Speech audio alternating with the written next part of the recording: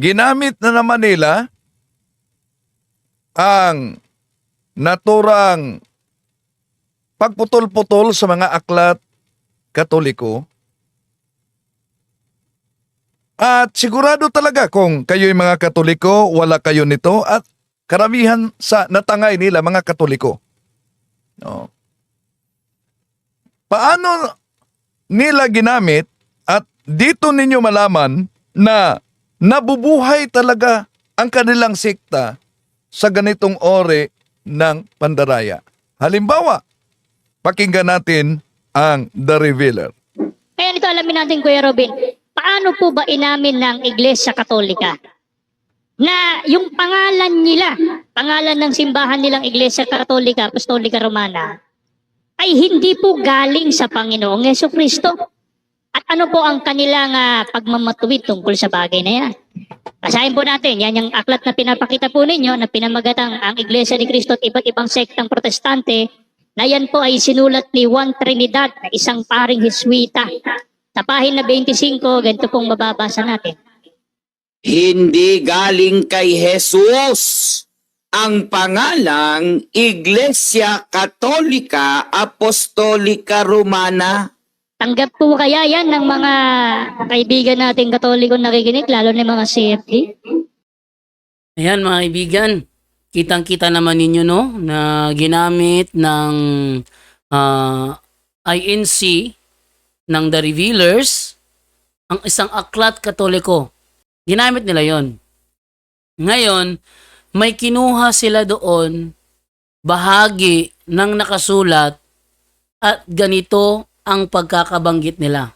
Hindi galing kay Jesus ang pangalang Iglesia Katolika Apostolika Romana.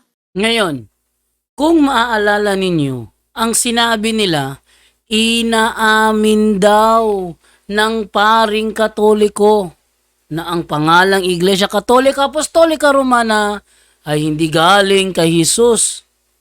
Inaamin daw. Ulitin natin. Paano po ba inamin ng Iglesia Katolika na yung pangalan nila, pangalan ng simbahan nilang Iglesia Katolika, Apostolika Romana, ay hindi po galing sa Panginoong Jesucristo? Yan. Narinig nyo? Inaamin daw ng Iglesia Katolika. Katoliko ba talaga umaamin? Ha? The Revealers? Alam nyo, bago nila inilagay yon sa kanilang screen, yung nakasulat doon, alam nila kung saan sila magsisimula eh. Alam nila kung anong bahagi ang kanilang puputulin para i-mislead ang mga Katolikong nakikinig. Bakit? Sa kanila kasing TikTok live, sa The Revealers, meron kasi mga Katolikong nakikinig. Ngayon, ang ginagawa nila ay sadyang panloloko. Harap-harapang panloloko. Magtataka pa kayo? Kaya nga nakatago yung mukha niyan eh. Bakit? Hindi lang naman ang The Revealers ang gumagawa nito. Katunayan, itong mga strategy ito ay nakopya ng mga The Revealers sa kanilang mga ministro.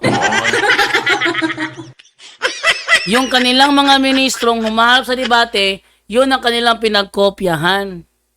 Tapos, alam na nila na talagang may bahaging pinutol, kinokopya pa rin. At ang masama, ginagawa ng mga INC member na ito ang tinatawag na fallacy of contextomy. Ano yon? Fallacy of contextomy. Ano ba itong tinatawag na fallacy of contextomy?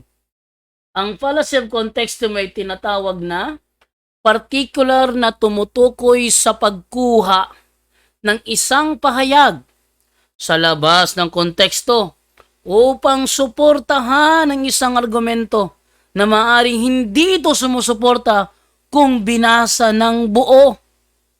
Ngayon, kung babasahin ng buo ang kanilang pinagdamputan ng kanilang binasa doon, tutugma ba sa paliwanag nilang inaamin daw ng Iglesia Katolika? Tutugma ba o hindi tutugma? Sa ganitong kaso, ang kahulugan ng buong teksto ay maaaring mabago o maling maipakita. Maaaring mabago. Anong maaaring mabago? Talagang binabago. Binabaluktot. Ito ay isang uri ng pambabaluktot. Bakit? Binabago ang nakasulat at mali pinapakita. Ipinapakita sa maling paraan. Isang ugali ng mga manloloko. Ugali ng panloloko. Tandaan ninyo, pananampalataya pinag-uusapan dito. Kaluluwa ang pinag-uusapan dito. Ngayon, kung tahasang nanloloko ka, sa tingin mo ba makakatakas ka sa araw ng paghuhukom? Maraming kaluluwang ibinabagsak mo sa impyerno dahil sa panlolokong ginagawa mo.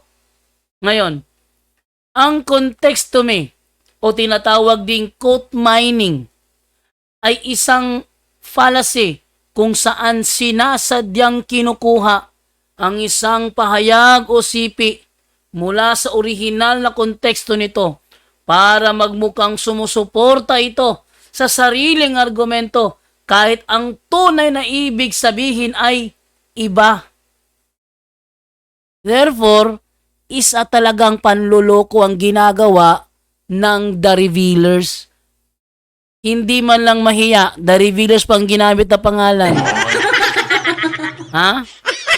Hindi man lang mahiya, The Revealers pang ginagamit na pangalan, pero sa pagkakataong ganito, sila ang nire-reveal. Para bang ganito? Parang hiniwa-hiwa ang sinabi, tapos ginagamit ng labas sa kabuuan ng konteksto. Sukat yun, akalain, sabihin ba naman nila, inaamin daw ng Iglesia Katolika na ang pangalang Iglesia Katolika Apostolika Romana ay hindi galing kay Jesus. Aba, nakalimutan siguro na yung kanilang pasugo. The Church of Christ has totally becomes the Catholic Church. Di nila masagot yan. At doon sa debate ni Father Darwin at ni Ramel Parba, kamuntik pa nilang i-deny. Kamuntik pa nilang i-deny. Inan yung ginagawa ng mga The Revealers. Mga manloloko, kaya nakatago yung muka. Dahil manloloko. Ang tanong, totoo ba na inaamin ng Iglesia Katolika yung sinasabi nila? Bagkus, anong aaminin kung hindi naman talaga yun ang konteksto?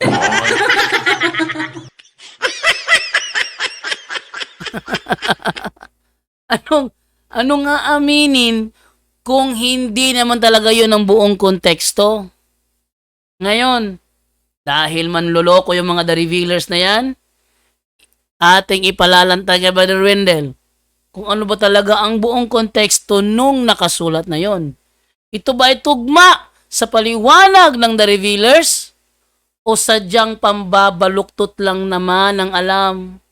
Dahil once ma-confirm na pambabaluktot ang ginagawa ng The Revealers na kinopya sa kanilang mga ministro, alam na natin kung anong espiritu ang umiikot sa The Revealers at sa kanilang pinagkopyahan. Ating ituloy kay Brother Wendell upang ibisto, i-reveal itong mga The Revealers na ito. Sila ang i-reveal ng programang ito. I-reveal ang kanilang mga panloloko. Talagang hindi po Kristyano sa pangalan pa lang, yung Iglesia Katolika. Yan. Una, ito bang taga The Revealer? Nagbabasa kaya ito sa aklat ni Felix Manalo, yung sulok? Bakit? Sanabi nila, Katoliko. Santa Iglesia Apostolika Katolika Romana, hindi daw Kristiyano. Eh talagang hindi po Kristiyano sa pangalan pa lang yung Iglesia Katolika. Eh talagang hindi po Kristiyano sa pangalan pa lang yung Iglesia Katolika. Subukan niyo pagbasa ang sulo. Di ba, ang Santa Iglesia Katolika Romana, mamaya ipakita natin, tinawag, nakasulat sa kanilang aklat na tinawag itong Kristiyanong Iglesia. Ala, nakita nyo? Nakita nyo? Ang sabi ng The Revealers, ang Iglesia Katolika daw ay hindi daw Kristiyano. Eh talagang hindi po Kristiyano sa pangalan pa lang yung Iglesia Katolika. Eh talagang hindi po Kristiyano sa pangalan pa lang yung Iglesia Katolika. Pero inaamin pala ng kanilang sulo na mismong author si Felix Manalo na Iglesia Katolika pala ay Kristiyano. Subukan niyo pagbasa ang sulo. Di ba, ang Santa Iglesia Katolika Romana, mamaya ipakita natin, tinawag, nakasulat sa kanilang aklat na tinawag itong Kristiyanong Iglesia. Grabe talaga. Manloloko talaga itong The Revealers, ano? Grabe talaga. Pati ba naman ng pahayag ni Felix Manalo, kinukontra nila? No wonder. No wonder kung bakit sila tinatawag the unofficial. The unofficial. Yeah. Hindi talaga worth it na ipantay sa punto por punto ang kanilang programa eh. No? Hindi worth it na ipantay sa punto por punto ang kanilang programa. Bakit? Ang programa ng punto por punto, lahat ng paraan ginagawa para ipahayag ang totoo sa mga tao. Samantalang ang programa ng The Revealers walang ibang ginawa kundi lokohin ang mga nanonood na Katoliko. Sa pamamagitan ng pagpuputol sa mga sentido na nakasulat at ibahin ang paliwanag nito. Ginagawa nila ang panlulokong ito para makapanlin lang. Bakit makapanlin lang? Sinasadya eh. Bago nila sabihin, ilagay sa skin nila yung hindi, meron pang naunang words eh. Ba't pinutol? Kaya nga ayon itong The Revealers. Kasi mga manloloko. Inamin daw sa paring Katoliko, imagine, nakapanindig balahibo itong kasinungalingan talaga nila. Bakit?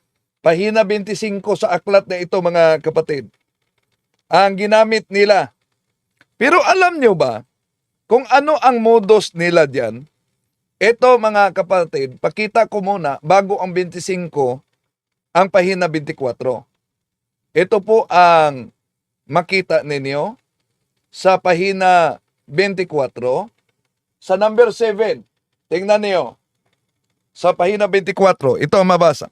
Kaya nga, ang dalawang pinakamalaking dahilan ng mga guro ng Iglesia ni Cristo laban sa Iglesia Katolika Romana ay nauuwi sa: ang una, hindi galing kay Kristo ang Papa.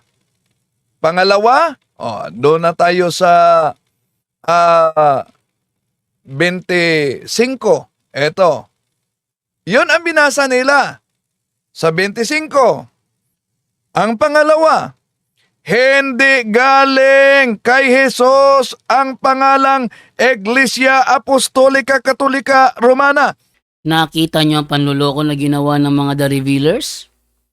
Ito pala ang nakalagay Ang Iglesia ni Cristo at iba't ibang sektang protestante. Sinulat ni Juan Trinidad, pasimula ni Greg de Guzman. Anong nakalagay dito?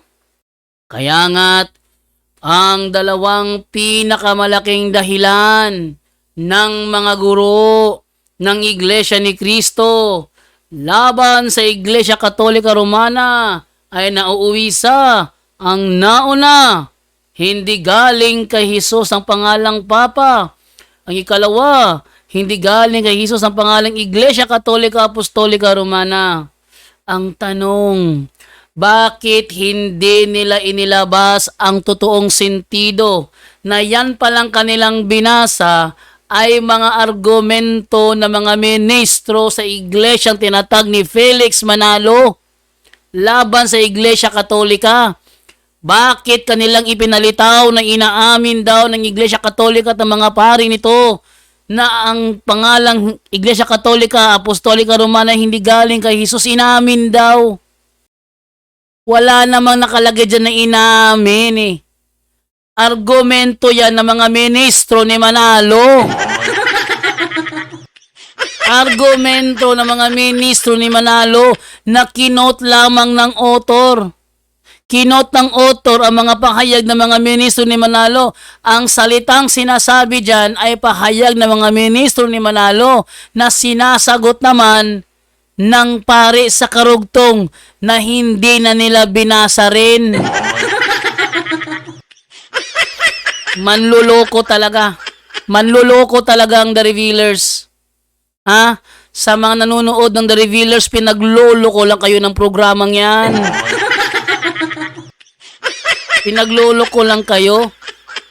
Maniniwala ba kayo mga manluloko, mga host dyan? Kaya nga nakatago yung muka eh. Bakit? Kasi walang muka na maihaharap dahil mga manluloko ang mga nandyan. Mga manluloko. Yang nasasalita niya, si Syriac ba yan? Manluloko yan. Napaka manluloko ng programang The Revealers. Yung palang binasa nila na sinasabi nilang inamin daw ng pare? Inamin daw ng pare? Eh hindi pala pare ang nagsabi. Kundi ang mga guro ng Iglesia ni Cristo na tinatag ni Felix Manalo. Napakaliwalang salita oh. Ang dalawang pinakamalaking dahilan ng mga guro ng Iglesia ni Cristo. Ba't pinutol nyo yan, The Revealers? Manluloko talaga kayo, ano? Manluloko talaga kayo, ano? Ba't nyo pinutol yan? Ba't nyo pinutol at hindi nilantad? Bakit nyo ginagawa ang panlulokong yan?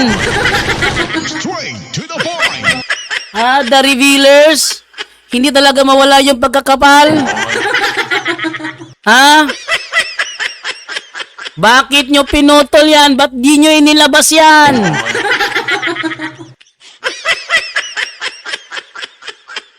Napaka manloloko ninyong The Revealers kayo? Oh, ngayon, ating ituloy. Ano ang inalis nila at iniwasan? Etong karugtong.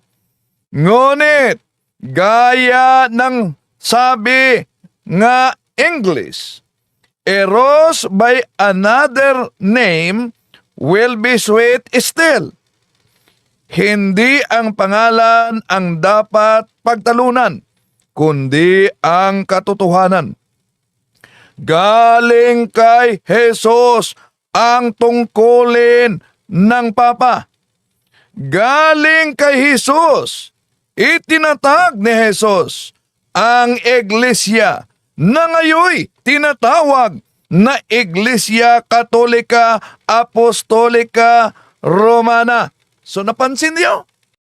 Grabe talaga. Grabe talaga ang The Revealers na ito. Hindi na tinatabla ng konsensya. Napakakapal na talaga. Napakakapal na. Hindi na tinatabla ng konsensya. Di bali nang magsinungaling. Ha, mga The Revealers? Di bali nang magsinungaling. Makapanloko lang. Grabe. May karugtong pala yun eh. Yun palang iglesia na ngayon tinatawag na Iglesia Katolika Apostolika Romana ayon sa naturang aklat, tinatag ni Kristo. So, ibig sabihin, galing kay Kristo. Ngayon sasabihin nila, hindi daw galing kay Kristo? Kasi pala pinutol. Yung palang binasa nila, quotation lang pala yun na ginawa ng pare sa mga sinasabi ng mga ministro ni Felix Manalo. Quoted lang pala yun. Sa madaling salita, hindi namin ng pare. Walang sinasabi ang pare. Bagkus, kinote lang nila yung sinasabi ng mga ministro ni Manalo. Parang ganito. Sa kanilang pasugo, kumukot sila ng talata ng Biblia. Ibig sabihin ba sila ang nagsalita sa Biblia? Oh. Sa kanilang mga pasugo, kumukot sila ng mga pahayag ng mga Bible scholar. Kaya yung kanilang kinuha yung mga sinabi ni Wallace. Ibig sabihin ba sila si Wallace?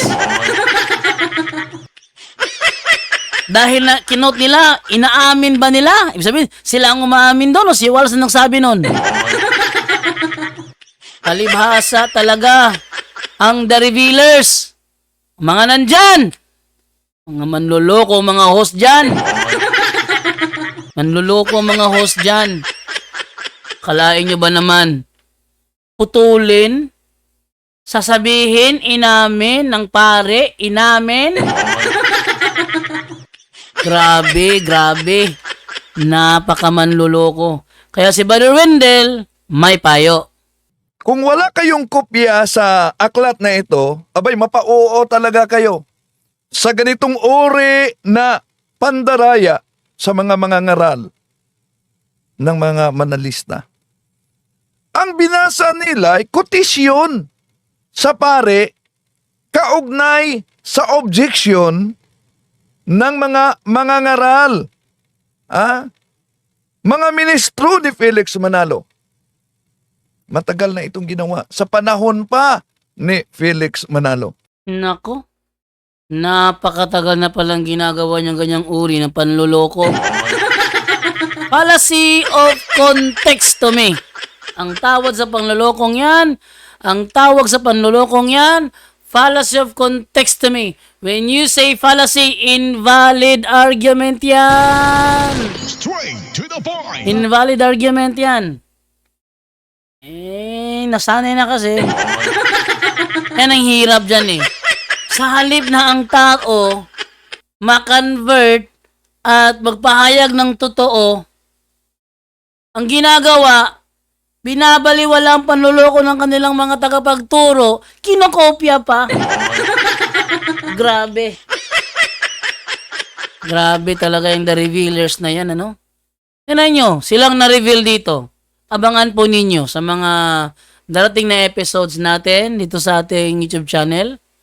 Marami pa tayong ilalabas. Panluloko ng The Revealers. Nasa part 1 pa lang tayo.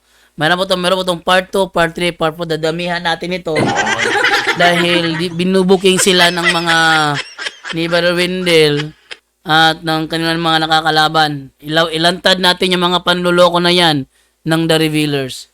Okay? Kaya sa mga bago pa po sa aking channel, please po don't forget to hit the subscribe button at the notification bell para maging notified kayo sa bawat video na ilalabas ko sa channel na ito. Kaya maraming salamat po sa inyong panonood at abangan po ninyo. Mamaya may mga uploads po tayo.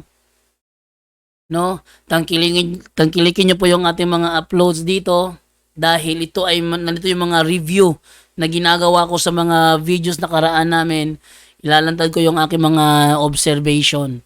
Mga observation ko dito ko ilalantad sa ating YouTube channel sa Bro Jando Alabado TV. Maraming salamat po and bye-bye.